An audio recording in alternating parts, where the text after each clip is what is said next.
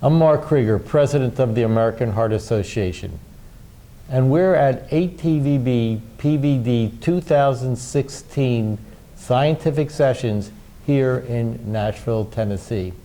And joining me are Zorina Galis and Marc Charette from the Hypertension and Atherosclerosis branch of the National Heart, Lung, and Blood Institute.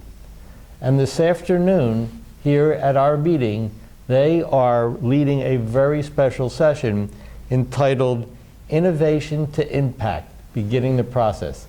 Zorina, tell us about it. So I'm very pleased to be here. It's always a pleasure to have the two councils together. I believe this is the second time they're coming together. So this session was built to appeal to both the basic scientists and the more clinically inclined researchers, and aims to show what are the major steps that one needs to take in order to bring a good idea all the way to the market. I was pleased to be able to invite my colleague Marc Charette, who will speak about a specific program that we designed to answer the known barriers in the way of translation in academia mostly, and a couple of our colleagues from industry. So together we will try to address the questions that people have. I will start with a short presentation showing what are the main stages of the process and what are the main things that NIH and NHLBI, the National Heart, Lung, and Blood Institute, are able to offer to our inventors from academia.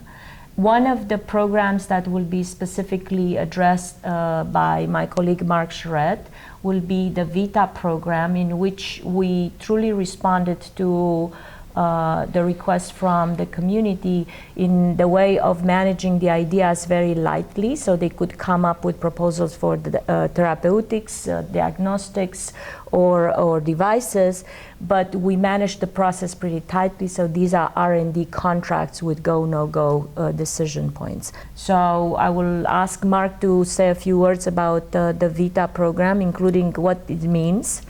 Thanks, Zorina. Yeah. The VITA program is one of several pilot programs that NHLBI has running that are aimed at trying to encourage and help academic researchers who have ideas for novel biomedical products, but lack either the experience of the drug development process or lack the money to be able to do it, frankly. Or the device, or the device. It could be diagnostic as well.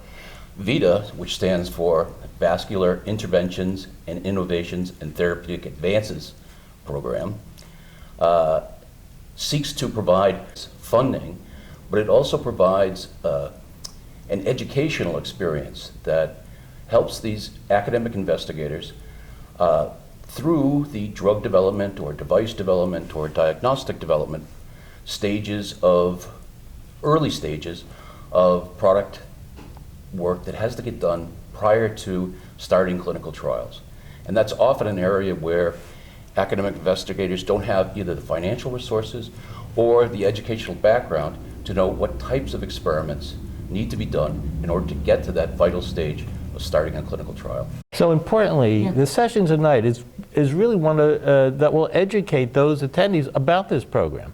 So they'll hear all about this and the opportunities that they might have through the NHLBI to really get involved in, if you will, entrepreneurship, right? Correct. So not only, so Marc will specifically talk about VITA, I will present other potential opportunities from NHLBI, and as I said, we also have two industry representatives who are going to address how they would get engaged in efforts that are led by researchers, mostly from academia. This is a sorely needed area, first from an educational perspective, because really our scientists don't get this knowledge at their academic institutions. And secondly, there's an opportunity for some financial resource to help launch some of these programs. Correct. That's exactly what we aim to do. Well, that sounds like a great, great session. I'm looking forward to it. another great part of the ATVB PVD 2016 scientific sessions here in Nashville. Thank you.